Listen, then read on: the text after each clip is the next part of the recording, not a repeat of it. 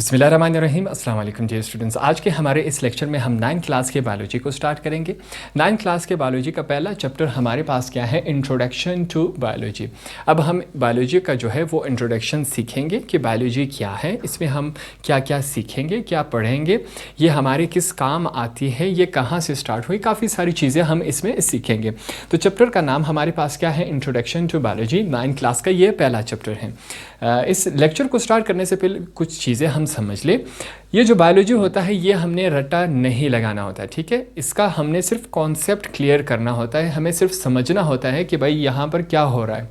अगर आप रट्टा लगाएंगे तो आपको ये चीज़ें, सारी चीज़ें जो है वो एक हफ्ते के बाद आपको कुछ भी समझ नहीं आएगा और सारी चीज़ें आप भूल जाएंगे। अगर आप कॉन्सेप्ट क्लियर करेंगे तो आपको ये सालों साल ये तमाम चीज़ें याद रहेंगी, ठीक है। तो स्टार्ट करते हैं। सबसे पहले हमारे पास इस चैप्टर का जो पहला डेफिनेशन हमारे पास क्या है, बायोलॉजी। सबसे पहले हम समझेंगे कि भाई बायोलॉजी होता क्या है। अगर कोई आम बंदा हमसे पूछे कि बायोलॉजी क्या होता है तो हम उसे आम अल्फाज में कैसे समझाएंगे। सबसे पहले हम क्या पढ़ेंगे, डेफिनेशन पढ़ेंगे जो हमारे पास इंग्लिश में है। बायोलॉजी का क्या है definition, the word biology has been derived from two Greek words. जो बायोलॉजी है वो दो ग्रीक एक ज़ुबान है, ठीक है। ग्रीक ज़ुबान के दो लफ्ज़ों से बना है। क्या, बायोलॉजी ग्रीक ज़बान के दो लफ्ज़ों से बना है। बायोस का मतलब क्या होता है, बायोस मीन्स लाइफ, ठीक है। अब बायोस का मतलब क्या होता है, ज़िंदगी, लाइफ। एंड लोगोस, और लोगोस का मतलब क्या होता है, टू स्टडी। लोगोस का मतलब होता है पढ़ना। तो ज़िंदगी के बारे में पढ़ना, ग्रीक ज़बान में इसको क्या कहते हैं, बायोलॉजी। अब आगे चलते हैं। So the scientific study of life और living organism is called biology, और बायोलॉजिकल साइंस और लाइफ। अब आसान अल्फाज में अगर हम समझे, बायोलॉजी जो है वो ग्रीक के दो लफ्ज़ों से बना है। पहला हिस्सा क्या है, बायोस। बायोस का मतलब क्या है, लाइफ, ज़िंदगी, ठीक है, उसे कहते हैं। और जो लोगोस है उसका मतलब क्या है, स्टडी। अब ज़िंदगी के बारे में जब हम पढ़ेंगे तो इसे क्या कहते हैं, इसे कहते हैं बायोलॉजी। अब किस मकसद में हम पढ़ेंगे, साइंटिफिक हमारे पास स्टडी जब हम करेंगे, साइंसी तौर पर जब हम बायोलॉजी को स्टडी करेंगे, लाइफ को स्टडी करेंगे, तो इसे क्या कहते हैं, बायोलॉजी। अब देखिए, लाइफ को बहुत सारे अंदाज से स्टडी किया जा सकता है। लाइफ को जो है शायर भी उसको स्टडी करते हैं, एक आम इंसान भी स्टडी करता है। मगर जब हम साइंसी तरीके से, साइंटिफिक वे से इसको पढ़ेंगे, देखेंगे, तो उसे हम क्या कहते हैं, बायोलॉजी। इसे बायोलॉजी भी कहते हैं, बायोलॉजिकल साइंस भी कहते हैं, और लाइफ साइंस भी कहते हैं। अगर हम इन तमाम अल्फाज को एक साथ कर ले, बायोलॉजी हमारे पास दो ग्रीक अल्फाज से बना है। क्या है, बायो और लॉजी, ठीक है। इनको हमने अलग कर दिया। बायोलॉजी दो ग्रीक अल्फाज से बना है। अब बायो का मतलब क्या होता है, बायो का मतलब होता है लाइफ, ठीक है। बायो का मतलब होता है लाइफ, और लॉजी का या लोगोस का मतलब क्या होता है, स्टडी। तो स्टडी, ज़िंदगी के बारे में साइंटिफिक वे से स्टडी करने को हम क्या कहते हैं, बायोलॉजी कहते हैं। अगर हम इस बारे में कॉन्सेप्ट क्लियर कर ले तो हम एक आम बंदे को भी समझा सकते हैं। जब हमारा कॉन्सेप्ट क्लियर हो जाता है तो हम एक आम बंदे को भी समझा सकते हैं कि भाई बायोलॉजी का मतलब क्या है। साइंसी तरीके से ज़िंदगी के बारे में पढ़ने को हम क्या कहते हैं, बायोलॉजी कहते हैं। तो ये आपका डेफिनेशन है। आप अपने अल्फाज में भी लिख सकते हैं, ये वाला भी लिख सकते हैं, जो आपके स्कूल में लिखवाया गया है वो भी आप लिख सकते हैं। अब हमारे पास जो अगला हेडिंग है वो क्या है, division and branches of biology. अब बायोलॉजी के हमने तीन बड़े शाखों में तकसीम किया है, ठीक है। बायोलॉजी के हमने तीन बड़े किस्में बनाई हैं। यहाँ पर क्या है, the subject biology is divided into 3 major divisions. अब जो बायोलॉजी है इनको हमने तीन बड़े किस्मों में तकसीम किया है, इनके हमने तीन बड़े किस्में बनाई हैं। ऊपर हमारे पास बायोलॉजी है, जो आपके पास तीन बड़े किस्में हैं वो क्या है, बॉटनी, ज़ूलॉजी और माइक्रोबायोलॉजी। बायोलॉजी आपके पास ये तीन किस्में हैं बायोलॉजी के। हमने ये क्यों बनाई है, काफ़ी आसान है। अब बॉटनी में हम क्या पढ़ते हैं, देखें, बॉटनी में जितने भी हमारे पास पौधों के रिलेटेड, प्लांट्स के रिलेटेड हमारे पास चीज़ें आएंगी, इनको हम पढ़ेंगे। तो वो तमाम चीज़ें हम क्या करेंगे, बॉटनी में उसको, प्लांट्स के बारे में जितना हम पढ़ेंगे वो तमाम को हम बॉटनी में शामिल करेंगे, ठीक है। अब बॉटनी में हम कौन सी चीज़ें पढ़ेंगे, स्टडी अबाउट प्लांट्स, ठीक है। जितने भी पौधे के बारे में हम जानेंगे, सीखेंगे, वो तमाम क्या होगा, बॉटनी में आएगा हमारे पास। अब अगला हमारे पास क्या है, ज़ूलॉजी। एक चीज़ यहाँ पर आपने क्लियर करनी है, बायोलॉजिकल टर्म में हम इंसान और जानवर दोनों को क्या कहते हैं, एनिमल कहते हैं, ठीक है। इंसान और जानवर दोनों को हम क्या कहते हैं, एक बड़े से अगर आप उसमें देखें तो दोनों को हम एनिमल कहते हैं। अब ज़ूलॉजी में हम क्या पढ़ते हैं, जितने भी हम इंसान के बारे में और जानवरों के बारे में पढ़ेंगे वो तमाम हमारे पास कहाँ आएगा, हमारे पास इस ज़ूलॉजी में आएगा। तो इसके लिए यहाँ पर हम क्या लिखेंगे, स्टडी अबाउट एनिमल्स। अब एनिमल्स के बारे में जितना हम पढ़ेंगे वो हमारे पास कहाँ आएगा, ज़ूलॉजी में आएगा। तो हमने इनको डिवाइड किया, प्लांट्स के बारे में हम पढ़ेंगे वो कहाँ आएगा, बॉटनी में। एनिमल्स के बारे में पढ़ेंगे वो कहाँ आएगा, ज़ूलॉजी में आएगा। एक लास्ट हमारे पास जो बड़ी किस्म है वो क्या है, माइक्रोबायोलॉजी। अब कुछ ऐसी जानदार चीज़ें होती हैं जिनको हम अपने नेकेड आइज मतलब इस आँख से नहीं देख सकते। कुछ ऐसी जानदार चीज़ें मौजूद है जिनको हम अपनी आँख से नहीं देख सकते। अब उनको देखने के लिए हमें क्या चीज़ इस्तेमाल करनी पड़ती है, जो आपका माइक्रोस्कोप होता है उसके ज़रिए हम उसे देखते हैं। होती वो जानदार चीज़ है मगर आम आंख से, नेकेड आई से आपको नज़र नहीं आती। तो उन तमाम जानदार चीज़ों को जब हम स्टडी करेंगे तो उसको हम किस किस्म में रखेंगे, माइक्रोबायोलॉजी में। अब यहाँ पर हमारे पास माइक्रोबायोलॉजी में हम जो छोटी चीज़ें को स्टडी करेंगे, एक एग्जांपल लेता हूँ कि फ़र्ज़ करें हम क्या चीज़, जो आपका बैक्टीरिया होता है वो हमें आम आँख से नज़र नहीं आती, उसको देखने के लिए हमें क्या इस्तेमाल करना पड़ता है, जो आपका माइक्रोस्कोप होता है उसे हम इस्तेमाल करते हैं, तब जाके वो हमें नज़र आता है। तो ऐसी चीज़ों को हम, एग्जाम्पल क्या दिया मैंने, बैक्टीरिया, ठीक है। बैक्टीरिया को देखने के लिए हम क्या यूज़ करते हैं, माइक्रोस्कोप। तो हमारे पास बायोलॉजी की तीन बड़ी किस्में हुई, बॉटनी, ज़ूलॉजी, माइक्रोबायोलॉजी। बॉटनी में तमाम जो प्लांट्स के रिलेटेड हम पढ़ेंगे वो हम बॉटनी में रखते हैं। तमाम जो हम एनिमल्स के बारे में पढ़ेंगे उन्हें हम ज़ूलॉजी में रखते हैं। और ऐसी तमाम जानदार चीज़ें जिन्हें हम अपनी आम आँख से नहीं देख सकते, जिनको देखने के लिए हमें माइक्रोस्कोप की ज़रूरत पड़ती है, उन तमाम चीज़ों को जब हम स्टडी करेंगे तो इसे क्या कहते हैं, माइक्रोबायोलॉजी कहते हैं। इससे पहले हमने पढ़ा था कि बायोलॉजी की तीन बड़ी किस्में होती हैं, बॉटनी, ज़ूलॉजी, माइक्रोबायोलॉजी। अब हमें पता है कि अगर हम प्लांट्स के बारे में पढ़ेंगे तो वो बॉटनी में आएगा, एनिमल्स के बारे में पढ़ेंगे वो ज़ूलॉजी में आएगा, छोटे जानदार जिससे जो हमें नज़र नहीं आते, जिन्हें हम माइक्रोस्कोप के ज़रिए देखते हैं, वो माइक्रोबायोलॉजी में आएगा। अब तमाम जो जितने भी ब्रांचेस है बायोलॉजी के उन्हें हम पढ़ेंगे, सीखेंगे, और जब आप उन्हें पढ़ेंगे तो आपको अंदाज़ा हो जाएगा कि कौन सी ब्रांच बॉटनी में आती है, कौन सी ब्रांच ज़ूलॉजी में आती है और कौन सी ब्रांच माइक्रोबायोलॉजी में आती है। तो काफ़ी सारे बायोलॉजी के ब्रांचेस हैं, आपने क्या करना है, सिर्फ इन्हें समझना है, ठीक है, याद नहीं करना, सिर्फ इन्हें समझना है। हम थोड़ा सा टच हर एक हेडिंग को देंगे, हर एक ब्रांच को देंगे, मैं आपको उनका बुनियादी मकसद समझा दूंगा, आपको पूरा समझ आ जाएगा आसान अल्फाज में। तो स्टार्ट करते हैं कि बायोलॉजी के कितने ब्रांचेस हैं। तो biology is further divided into many branches, following are the branches. जो बायोलॉजी है वो बहुत सारे ब्रांचेस में हमने डिवाइड किया है, तकसीम किया है, हर एक ब्रांच को हम अलग अलग पढ़ते हैं। अब पहला जो आपके पास क्या आ रहा है, बॉटनी, ठीक है। The scientific study of plants is called botany. अब प्लांट्स के बारे में जब हम साइंटिफिक स्टडी करेंगे तो उसे हम क्या कहते हैं, बॉटनी कहते हैं। सेकंड हमारे पास जो डेफिनेशन है वो क्या है, ज़ूलॉजी। अब ज़ूलॉजी क्या होता है, the scientific study of animals is called zoology. अब साइंसी तरीके से जब हम स्टडी करेंगे जानवरों पर, बायोलॉजी में मैंने आपको बताया था कि इंसान और जानवर दोनों को क्या कहा जाता है, एनिमल्स। अब साइंटिफिक स्टडी जब हम करते हैं एनिमल्स पर तो उसे क्या कहते हैं, हम ज़ूलॉजी कहते हैं।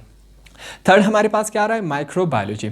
अब the scientific study of micro organisms, example क्या है, ईजी का मतलब क्या है, for example bacteria is called microbiology. अब माइक्रोबायोलॉजी क्या होता है, साइंटिफिक स्टडी जब हम करते हैं माइक्रो ऑर्गेनिज्म। माइक्रो किसे कहते हैं, छोटी सी चीज़ को। माइक्रो का मतलब क्या होता है, छोटी सी चीज़, छोटी सी जानदारों के बारे में जब हम पढ़ते हैं, वो जानदार जो हमें आम आंखों से दिखाई नहीं देते, जिनके लिए हम माइक्रोस्कोप रखते हैं, फिर जाके वो हमें नज़र आते हैं। तो ऐसे छोटे जानदारों के बारे में जब हम पढ़ते हैं, एग्जाम्पल यहाँ पर हम क्या दे रहे हैं, फॉर एग्जाम्पल जैसे बैक्टीरिया होता है, बैक्टीरिया हमें आम आंख से नज़र नहीं आती, उसके लिए हम माइक्रोस्कोप इस्तेमाल करते हैं। जैसे हम बैक्टीरिया को पढ़ते हैं साइंटिफिक स्टडी के ज़रिए, तो ऐसे स्टडी को हम क्या कहते हैं, माइक्रोबायोलॉजी कहते हैं। अब हम आगे चलते हैं, आगे हमारे पास क्या है, पैलियोंटोलॉजी, ठीक है। अब ये क्या होता है, the scientific study of fossils is called paleontology. It has been further divided into two branches. अब पैलेंटोलॉजी क्या होता है, देखें इस वर्ड पे आपने ध्यान देना है, फॉसिल्स। अब फॉसिल्स क्या होता है, अगर मैं आपको आसान अल्फाज में समझा सकूँ, हमने क्या करना है, सिर्फ टच देना है आपको, इसके बारे में सिर्फ आइडिया होना चाहिए, ठीक है। अब ये हर एक अपने आप में एक सब्जेक्ट है और एक डिटेल लेक्चर है, ठीक है। हम हर एक को कवर नहीं कर सकते और ना ही यहाँ पर आपने कवर करना है। यहाँ पर आपने सिर्फ क्या करना है, सिर्फ समझना है कि ये किस बारे में हम स्टडी करते हैं। तो यहाँ पर फॉसिल्स के बारे में जब हम स्टडी करते हैं तो इसे क्या कहते हैं, पैलेंटोलॉजी। अब फॉसिल्स क्या होता है, अगर आसान अल्फाज में मैं समझा सकूँ, इस दुनिया में ये करोड़ों साल से चलती आ रही है। मैं किस बारे में बात कर रहा हूँ, बायोलॉजी, साइंस के बारे में हम बात कर रहे हैं। तो ये करोड़ों साल से ये दुनिया चलती आ रही है। फिर इसमें क्या हुआ, big bang theory. Big bang theory आपने पढ़ा होगा, अगर नहीं पढ़ा मैं आपको समझा दूँ। साइंटिस्ट ये कहते हैं कि ये दुनिया आपस में टकरा गई थी, दो बड़े पत्थर, फिर इससे ये हमारे दुनिया बना। तो इस टकराने के बीच में बहुत सारे दरख्त, बहुत सारे जानदार लिविंग ऑर्गेनिज्म, जिसमें जानवर आ सकते हैं, मछली आ सकते हैं, परिंदे आ सकते हैं, वो इसके बीच में धंस गए, वो ज़मीन के नीचे चले गए। तो उनके बकायाजात हमें अभी मिल रहे हैं। एग्जाम्पल मैं आपको दूंगा, डायनासोर्स। अब डायनासोर्स को किसी इंसान ने नहीं देखा, जितनी भी हमारी हिस्ट्री चली आ रही है इसमें कहीं भी नहीं लिखा कि किसी इंसान ने डायनासोर को देखा है। मगर जब हम खुदाई इंसान जितनी ज़मीन पे फैलते जा रहे हैं, काम होते हैं, कंस्ट्रक्शन होते हैं, घूमने के गरज से जाते हैं, तो वहाँ पर हमें डायनासोर्स के बकायाजात मिल रहे हैं। उनकी हड्डियाँ, उनके आसार हमें ज़मीन के नीचे बिल्कुल चूरन, बिल्कुल ख़त्म हालत में हमें मिलते हैं। तो उसे हम क्या कहते हैं, फॉसिल्स कहते हैं। जो बहुत पुराना हो, करोड़ों साल पहले किसी इंसान, जानवर या किसी पौधे का ज़मीन के अंदर धंस जाना और उसके थोड़े से बकायाजात हमें मिले और उससे हम अंदाज़ा लगा सके कि ये भाई क्या था, डायनासोर था, इसकी कितनी ज़िंदगी थी, कितनी उम्र इसने गुजारी, ये कैसे हमारा, इस फॉसिल की वजह से वो तमाम चीज़ें हम अंदाज़ा लगा सकते हैं। इसी तरह जानवर का मैंने बताया, इसी तरह कुछ ऐसे दरख्त हैं जो अब इस दुनिया से गायब हो चुके हैं, ठीक है, ज़मीन के अंदर चले गए, तो उनके बकायाजात हमें मिलते हैं। तो कुछ दरख्त के फॉसिल मिलने के बाद आप अंदाज़ा लगा सकते हैं कि भाई इस दरख्त की, इस ट्री की एज क्या थी, ये कितनी साल ज़मीन के ऊपर रही और ये क्या देता था, ये पलदार दरख्त था या सिर्फ ये साया देता था। तो बहुत सारी चीज़ें आप इस फॉसिल के ज़रिए जान सकते हैं। तो फॉसिल का आपको थोड़ा सा आइडिया, थोड़ा सा खाका आपके जहन में बन गया कि फॉसिल क्या होता है। किसी भी इंसान, जानवर या दरख्त के करोड़ों साल पहले जो बकायाजात ज़मीन के अंदर हैं, उसको हम क्या कहते हैं, फॉसिल। जो हमें थोड़ी बहुत मिकदार में हमें नज़र आते हैं या हम उसे तलाश करते हैं, तो उसे क्या कहते हैं, फॉसिल्स। अब जो पैलेंटोलॉजी होती है वो दो किस्म की होती है, इसके दो ब्रांचेस हैं। पहला हमारे पास क्या है, प्लियोबॉटनी। बॉटनी हमें पढ़ा था, हमने इससे पहले पढ़ा था, अब हमें अंदाज़ा हो रहा है। प्लियो का मतलब क्या है, फॉसिल्स के बारे में पढ़ना। बॉटनी क्या है, प्लांट्स के बारे में। जितने भी प्लांट्स के फॉसिल्स हमें मिलते हैं या उनके बारे में हम पढ़ते हैं तो उसे क्या कहते हैं, प्लियोबॉटनी। नेक्स्ट इसका सेकंड पार्ट हमारे पास क्या है, प्लियोजोलॉजी। जोलॉजी से आपको अंदाज़ा होगा कि हम एनिमल के बारे में बात करें। जितने भी एनिमल्स के फॉसिल्स हमें मिलते हैं या उस पर हम स्टडी करते हैं तो इसे क्या कहते हैं, प्लियोजोलॉजी। हमारे पास क्या था, पैलेंटोलॉजी। इंसान किसी भी फॉसिल के बारे में साइंटिफिक स्टडी जब हम करते हैं उसे क्या कहते हैं, पैलेंटोलॉजी। अब पैलेंटोलॉजी के दो किस्में हैं, प्लियोबॉटनी, प्लियोजोलॉजी। प्लियोबॉटनी में हम किसी भी दरख्त के फॉसिल के बारे में पढ़ते हैं, उसे प्लियोबॉटनी कहते हैं। प्लियोजोलॉजी किसी भी एनिमल के फॉसिल के बारे में जब हम साइंटिफिक स्टडी करते हैं उसे हम प्लियोजोलॉजी कहते हैं। अगला हेडिंग हमारे पास क्या है, एनवायरमेंटल बायोलॉजी। इसे क्या कहते हैं, इकोलॉजी। इस तरह के जो डेफिनेशन होते हैं। अब एनवायरमेंटल बायोलॉजी, आपका जो क्वेश्चन पेपर आता है उसमें जानबूझकर इकोलॉजी दिया जाता है, तो बहुत सारे स्टूडेंट का इस तरफ ध्यान नहीं जाता, ठीक है। एनवायरमेंटल बायोलॉजी को इकोलॉजी भी कहते हैं। अब इसमें हम क्या पढ़ते हैं, डेफिनेशन पढ़ते हैं। In this branch of biology we study about interactions between the organisms and their environment. अब इन्वायरमेंटल बायोलॉजी में हम क्या पढ़ते हैं, किस बारे में स्टडी करते हैं। इन्वायरमेंटल बायोलॉजी उसे कहते हैं ऑर्गेनिजम्स किसे कहते हैं? कोई भी जानदार चीज़। ऑर्गेनिजम्स किसे कहते हैं? कोई भी जानदार चीज़। और जो इसका इन्वायरमेंट होता है, इन दोनों के ताल्लुक़ को क्या कहते हैं? Environmental biology. इन दोनों के ताल्लुक़ को इंसान में हो और जो हमारा इन्वायरमेंट है, हमारा इंसान के बॉडी का और इस इन्वायरमेंट के बीच में जो इंटरेक्शन है, जो ताल्लुक़ है, उसे हम क्या कहते हैं? इन्वायरमेंटल बायोलॉजी या इकोलॉजी कहते हैं। अब हमारे पास जो नेक्स्ट हेडिंग है वो क्या है? मॉर्फोलॉजी। अब मॉर्फोलॉजी किसे कहते हैं? The scientific study of form and structure of living organism. अब मॉर्फोलॉजी में हम क्या पढ़ते हैं कि किसी भी जानदार की, लिविंग ऑर्गेनिज्म की हम फॉर्म और स्ट्रक्चर पढ़ते हैं। एग्जाम्पल से मैं आपको समझाता हूँ। हम एक इंसान हैं, हमारे 2 हाथ हैं, एक सर है, 2 कान हैं, 2 आंखें हैं, एक नाक है, एक मुंह है, हमारे पास 2 पैर हैं, हमारे पास पेट है। ये तमाम चीज़ें मैं क्या बता रहा हूँ? फॉर्म एंड स्ट्रक्चर बता रहा हूँ कि इंसान में क्या क्या है। 5 उंगलियाँ इस हाथ में है, 5 उंगलियाँ इस हाथ में। तो ये तमाम मैं अपने बॉडी का क्या बता रहा हूँ? मॉर्फोलॉजी बता रहा हूँ, स्ट्रक्चर बता रहा हूँ कि भाई हम कैसे बने हुए। ठीक है, ऊपर से मैं स्ट्रक्चर बता रहा हूँ कि भाई हमारे पास 2 हाथ है, 2 पाँव हैं, एक सर है, 2 कान है। ठीक है, ये तमाम क्या है? मैं आपको फॉर्म, शक्ल और स्ट्रक्चर बता रहा हूँ इंसान की। इसी तरह अगर हम कैट की बताएं, कैट के पास 4 टांगे होती हैं, एक सर होता है, एक दुम होती है। तो ठीक है, ये मैं क्या बता रहा हूँ? मॉर्फोलॉजी ऑफ अ कैट मैं आपको बता रहा हूँ। तो मॉर्फोलॉजी में हम क्या स्टडी करते हैं, क्या पढ़ते हैं? किसी भी जानदार लिविंग ऑर्गेनिज्म के फॉर्म और स्ट्रक्चर को जब हम बाहर से ज़ाहिरी तौर पे हम पढ़ते हैं तो उसे क्या कहते हैं? मॉर्फोलॉजी कहते हैं। अब आगे चलते हैं, एनाटॉमी। एनाटॉमी किसे कहते हैं? इसकी डेफिनेशन हमारे पास है the study of internal structure, ठीक है, of living organism is called anatomy. अब मॉर्फोलॉजी क्या था? ज़ाहिर, ऊपर से हम जब किसी इंसान की या भी किसी भी जानदार की हम शक्ल और सूरत बताते हैं उसे क्या कहते थे? मॉर्फोलॉजी। अब एनाटॉमी किसे कहते हैं? किसी भी जानदार इंसान के अंदर का जब आप बताएंगे उसे हम क्या कहेंगे? एनाटॉमी कहेंगे। अब अंदर से मुराद क्या है? बाहर से तो आप बता सकते हैं, अंदर से हम कैसे बताएंगे? इंटरनल, अंदरूनी तौर पर जो इंसान का स्ट्रक्चर है कि भाई हमारे पास यहाँ पर रिब्स हैं। ठीक है, रिब्स से मुराद है जो आपके यहाँ पर हड्डियाँ हैं, पसलियाँ हैं, इसे क्या कहते हैं? रिब्स हैं।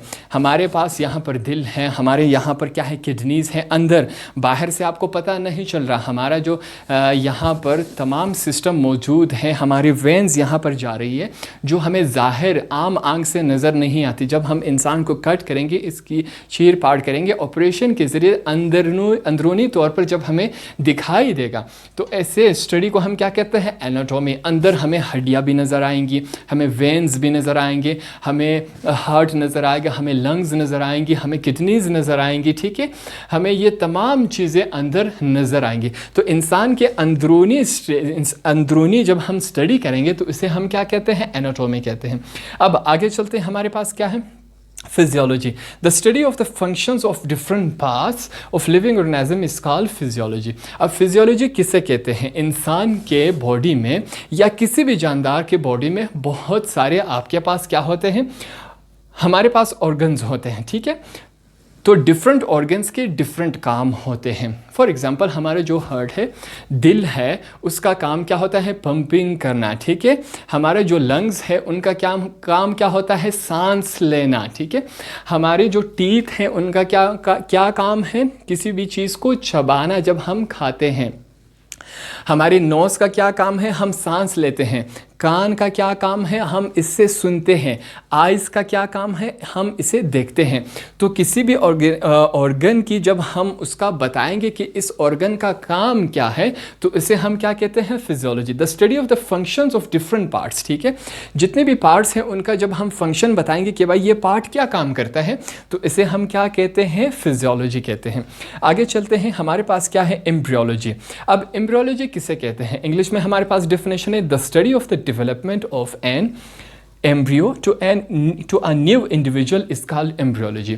अब एम्ब्रियोलॉजी, एम्ब्रियो को हम पढ़ते हैं, अगर आसान अल्फाज में आपको समझा सकूं, इंसान जो है, छोटा बच्चा जो है, बेबी है, वो स्पर्म, मेल के स्पर्म और फीमेल के एग से, इन दोनों के कॉम्बिनेशन, इन दोनों के ज्वाइंट होने से एक नया इंसान बनता है। ठीक है, ये इन स्पर्म और एग के ज्वाइंट होने से एक इंसान के बच्चे के पैदा होने तक जितना भी अमल होता है इसे हम क्या कहते हैं? एम्ब्रियोलॉजी। तो इस स्पर्म और एग के ज्वाइंट होने से और बच्चे के पैदा होने तक जितना भी प्रोसेस होगा, इस तमाम को हम, इस स्टडी को हम, इस डेवलपमेंट को, जब बच्चा स्पर्म और एग से बड़ा होता होता माँ के पेट में बड़ा एक बच्चा बन जाता है, फिर उसकी बर्थ हो जाती है, तो इस तमाम डेवलपमेंट को हम क्या कहते हैं? Embryology.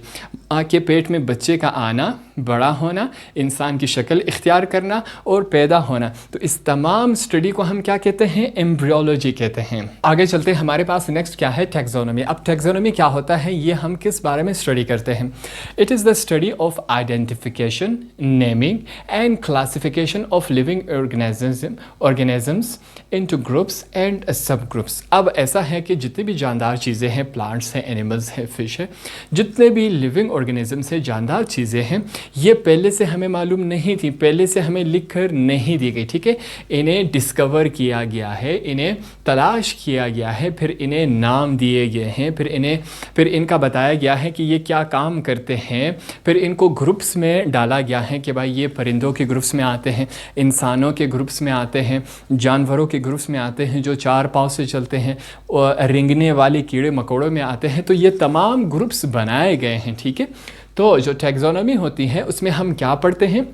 It is the study of identification. सबसे पहले जब हम किसी भी जानदार चीज़ को तलाश करते हैं, वो डिस्कवर होता है, उसको आइडेंटिफिकेशन करते हैं, नेमिंग, उनको नाम देते हैं, and classification of living organism, फिर उनको क्लासिफाइड किया जाता है कि भाई ये परिंदा है, ये मछली है, ये इंसान है, ये पौधा है, ये क्या है, फिर उसको क्लासिफाई किया जाता है, ठीक है? फिर उनको ग्रुप्स में डाला जाता है। देखिए, रेंगने वालों का अलग ग्रुप होता है, दूध देने वाले जानवर का अलग ग्रुप होता है, गोश्त खाने वाले जानवर का अलग ग्रुप होता है, इंसानों का अलग ग्रुप होता है, ठीक है?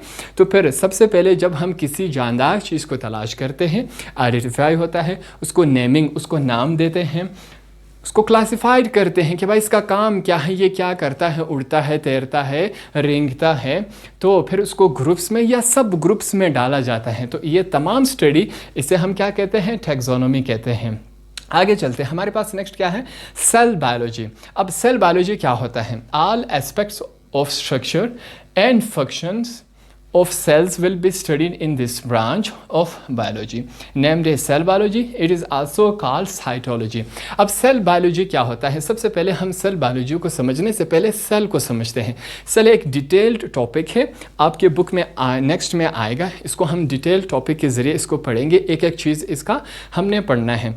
अगर आपको आसान अल्फाज में समझा सकूँ, थोड़े अल्फाज में, कि सेल क्या होता है, थोड़ा सा टच देते हैं इसको। सेल को, जितने भी जानदार चीज़ें हैं, ठीक है, इंसान हुआ, जानवर हुआ, पौधे हुए, ये तमाम लिविंग ऑर्गेनिजम्स किस चीज़ से बने हैं? सेल से बने हैं।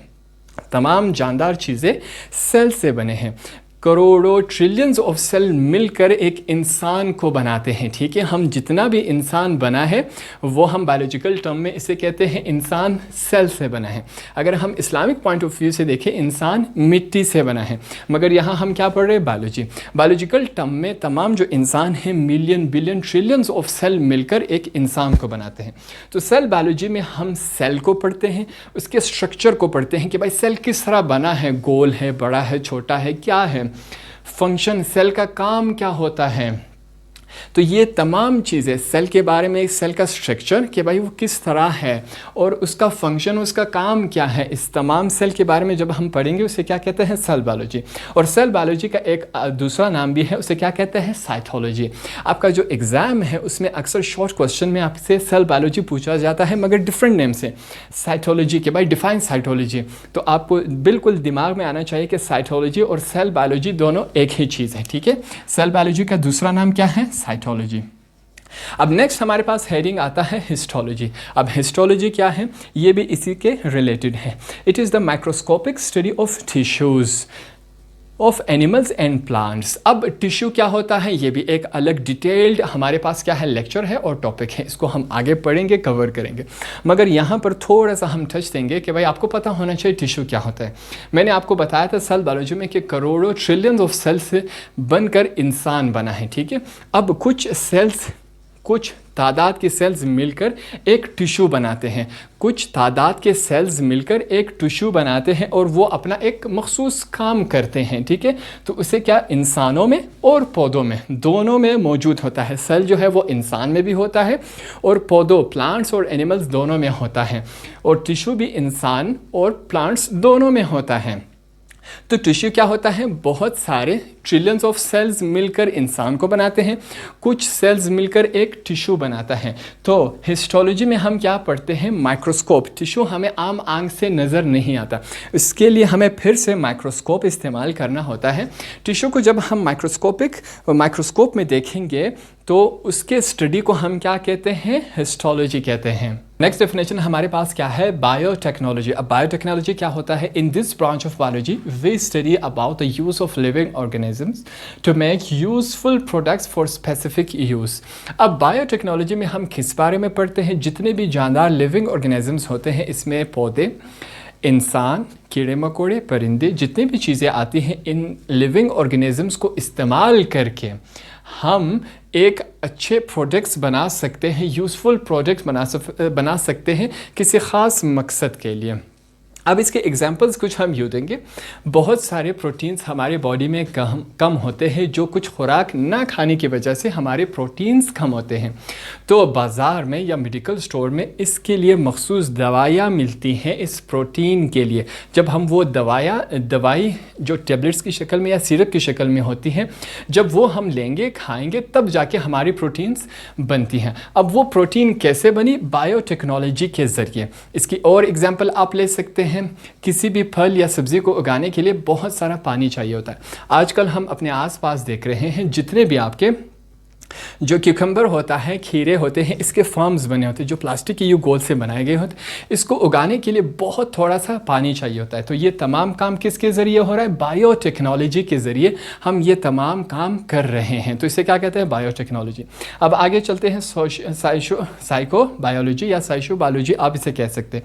It is the study of the social behaviour of the animal that makes societies. अब सोशल बिहेवियर ऑफ एनिमल, आप एनिमल को इंसान भी कह सकते हैं, जानवर, दोनों को बायोलॉजी में क्या कहते हैं, एनिमल कहते हैं। अब सोशल बिहेवियर एक एनिमल का क्या होता है, एग्जाम्पल से मैं आपको समझाऊंगा, बिल्कुल क्लियर समझ आएगा। जो बियर होता है, पोलो बियर, वो बर्फ़ानी इलाके में ज़िंदा रहता है, ठीक है। अगर आप उसको उठा के किसी गर्म इलाके, फ़र्ज़ करें आप कराची में ले आएंगे, तो वो यहाँ आकर मर जाएगा, ठीक है। इसी तरह पेंगुइन्स जो होते हैं, जो छोटे परिंदे होते हैं, वो उड़ नहीं सकते मगर होते परिंदे हैं, पानी के अंदर भी जा सकते हैं। वो पेंगुइन्स भी जो है वो ठंडे इलाके में ज़िंदा रह सकते हैं। अगर आप उन पेंगुइन्स को उठा के यहाँ पर ले आएंगे गर्म इलाके में, तो वह पेंगुइन्स मर जाएंगे, ठीक है।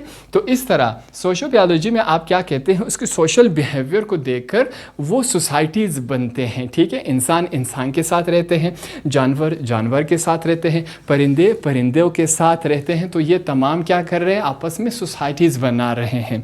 तो इसको हम क्या कहते हैं, सोशल बिहेवियर। अब पैरासाइटोलॉजी किसे कहते हैं, it is the study of parasites.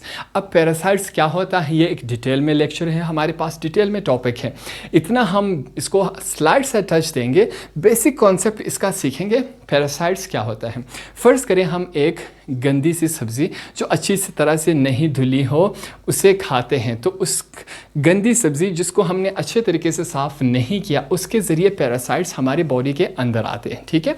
Parasites जो है वो ख़ुद ज़िंदा नहीं रह सकता, किसी और जानदार के जिस्म के अंदर जाके वो क्या होता है, ज़िंदा रहता है। दो पैरासाइट, जब हम सब्ज़ी को अच्छे तरीके से नहीं धोएंगे, हम वो सब्ज़ी खाएंगे, सैलड किसी भी शक्ल में हो सकता है, ठीक है। उसे जब हम खाएंगे तो वो पैरासाइट हमारे अंदर ज़िंदा रहेगा और वो हमारी बॉडी को नुकसान पहुंचाएगा, ठीक है। तो इसे क्या कहते हैं, पैरासाइट्स। प्लांट्स में अगर मैं आपको एग्जांपल दूं, कोई पत्ते जब आप अक्सर पत्तों को देखते हैं वो ऊपर से थोड़े से ख़राब हो जाते हैं, तो वो उसके ऊपर पैरासाइट्स होते हैं, वो उस पत्ते को खाते जाते हैं, ठीक है। तो वो पैरासाइट जो है वो इंसान के एनिमल के अंदर भी ज़िंदा रहता है और प्लांट्स के अंदर भी वो ज़िंदा रह सकता है। पैरासाइट्स हम पानी के ज़रिए भी अंदर ले सकते हैं, खुराक के ज़रिए भी हम अंदर ले सकते हैं। तो ये किसी भी शक्ल के इंसान के अंदर या प्लांट्स के अंदर जाके उस दूसरे होस्ट को जिसके अंदर वो ज़िंदा है उसको नुकसान पहुंचाता है। तो पैरासाइट्स के बारे में जितना भी हम स्टडी करेंगे उसे क्या कहते हैं, पैरासाइटोलॉजी। उसके बाद नेक्स्ट हमारे पास क्या आता है, इम्यूनोलॉजी। अब इम्यूनोलॉजी क्या है, the branch of biology which deals with the study of immune system, ठीक है, और immunity of a body. Immunology deals with the defense system against the pathogens। अब इम्यूनोलॉजी किसे कहते हैं, इंसान के अंदर जो क़ुव्वत मुदाफ़ियत होता है, इंसान के अंदर ऐसी क़ुव्वत मुदाफ़ियत होती हैं जो जर्म्स के साथ अंदर हमारी बॉडी में लड़ती हैं। अब हमें बुखार होता है, हमें सर दर्द होता है, हमें और बहुत सारी परेशानियां होती हैं, तो हमारे अंदर जो इम्यून सिस्टम है वो उसके साथ लड़ते हैं और उस बीमारी को ख़त्म करते हैं, उस जो हमारे अंदर मसला होता है उसको ख़त्म करते हैं, ठीक है। जो क़ुव्वत मुदाफ़ियत होता है उसको हम क्या कहते हैं, इम्यून सिस्टम। अब इस इम्यून सिस्टम का काम क्या होता है, जो हमारे अंदर बीमारियां आती हैं उसके साथ वो लड़ता है। अब immunology deals with the defence system, ठीक है, वो हमारे अंदर डिफेंस का काम करते हैं, वो हमें बचाती है बीमारियों से, गंदगी से और चीज़ों से, ठीक है। पैथोजेंस किसे कहते हैं, an organisms causing disease to its host. Pathogens उसे कहते हैं, देखिए इम्यूनोलॉजी का काम क्या होता है, वो हमें डिफेंस, हमें बचाते हैं किस चीज़ से, पैथोजेंस क्या होता है, जो किसी इंसान के अंदर जाते हैं और इस इंसान को क्या पहुंचाती है, नुकसान। तो इम्यून सिस्टम का मकसद क्या होता है, वो हमें बचाती है हमें पैथोजन से, ऐसी चीज़ों से जो हमें अंदर बॉडी के अंदर नुकसान पहुंचाए। अब नेक्स्ट हेडिंग हमारे पास क्या है, एंटोमोलॉजी। अब एंटोमोलॉजी किसे कहते हैं, the branch which deals with the study of insects. जितने भी कीड़े मकोड़े हैं इनके बारे में जब हम स्टडी करेंगे तो इसे क्या कहते हैं, एंटोमोलॉजी कहते हैं। नेक्स्ट हेडिंग हमारे पास क्या है, जेनेटिक्स। अब जेनेटिक्स क्या होता है, पढ़ते हैं, किस बारे में पढ़ते हैं। In this branch of biology, we study about the genes, genetic variation and heredity in living organisms। अब जेनेटिक्स को अगर मैं आपको आसान अल्फाज में समझा सकूँ, जेनेटिक्स किसी बड़े से अपने बच्चों में जो चीज़ मुंतकिल हो जाए उसे हम क्या कहते हैं, जेनेटिक्स। अब एग्जांपल से मैं कैसे समझाऊं, कुछ वालिदैन अपने बच्चे, जब उनके बेबीज़ पैदा होते हैं, बच्चे पैदा होते हैं, तो उनके बाल भी गुंगराले होते हैं, अपने अब्बू के बाल भी गुंगराले होते हैं। तो उन्होंने वो चीज़ जेनेटिक्स के ज़रिए, जीन्स के ज़रिए अपने बच्चे में ट्रांसफ़र की, ठीक है। ये ख़ुद से नहीं होती, एक नेचुरल अमल है, एक कुदरती अमल है। कुछ बच्चे, अब देखें, जो अफ्रीकन होते हैं, काले होते हैं, उनके बच्चे सफ़ेद नहीं हो सकते। जब उनके अब्बू और अम्मी दोनों काले हों, ब्लैक हो, तो उनके बच्चे जो बेबीज़ होंगे वो भी ब्लैक होंगे, उनके वाइट पैदा नहीं हो सकते, ठीक है। वो कलर उनको जीन्स में दिया जाता है नेचुरली तरीके से, कुदरती तरीके से। कुछ इसी तरह कुछ बीमारियाँ पेरेंट्स से अपने बच्चों में मुंतकिल होती हैं, जैसे डायबिटीज़ है, शुगर है, वो पेरेंट्स से बच्चों में मुंतकिल होती हैं। कुछ की आंखें ख़राब होती हैं, कुछ की आइज़ की कलर ब्लू होती है पेरेंट्स की, तो बच्चों की भी उसी तरह ब्लू होती हैं। तो ऐसी चीज़ें पेरेंट्स से बच्चों में जब मुंतकिल होती हैं तो उसे हम क्या कहते हैं, जीन्स कहते हैं या जेनेटिक्स कहते हैं। लास्ट हमारे पास क्या है, फार्मोलॉजी। अब फार्मोलॉजी क्या होता है, it is the study of drugs, ठीक है। यहाँ पर एक बात दिमाग में रखनी है कि ड्रग्स जो होता है वो नशे को नहीं कहते। साइंस में या बायोलॉजिकल टर्म में ड्रग्स किसे कहते हैं, दवाई को कहते हैं, ठीक है। It is the study of drugs and their effects on the cell, tissue, organ और ऑर्गेनिज्म। हमारे पास जो फार्मोलॉजी है उसमें हम किस बारे में स्टडी करते हैं, ड्रग्स। हम स्टडी करते हैं ड्रग्स के ऊपर, जो दवाइयाँ होती हैं उस पर हम स्टडी करते हैं कि इनके क्या असरात होते हैं, इनके क्या इफ़ेक्ट्स होते हैं, असरात होते हैं सेल पर, टिश्यू पर, ऑर्गन्स पर, और जितने भी जानदार होते हैं इन पर क्या असरात होते हैं। तो इस बारे में जितना हम पढ़ेंगे उसे क्या कहते हैं, फार्मोलॉजी। ये फार्मासिस्ट से निकला है, फार्मा, ठीक है, दवाई को कहते हैं फार्मा। जो आपके मेडिकल स्टोर होते हैं वहाँ पर आपने देखा होगा फार्मासिस्ट लिखा होगा, वहाँ पर एक फार्मासिस्ट खड़ा होता है जिसने फार्मोलॉजी की होती है उसको दवाइयों के बारे में पता होता है, ठीक है। तो जितने भी हम दवाइयों के बारे में पढ़ते हैं उनके क्या असरात होते हैं सेल पर, टिश्यू पर, ऑर्गन्स पर और जितने भी जानदार होते हैं, तो इस स्टडी को हम क्या कहते हैं, फार्मोलॉजी कहते हैं। तो इस तरह हमारा जो ये इंट्रोडक्शन टू बायोलॉजी पहला चैप्टर है, इसके जो बायोलॉजी था इसमें हमने कवर किया और जितने भी इसके ब्रांचेस हैं वो हमने इस लेक्चर में कवर किए।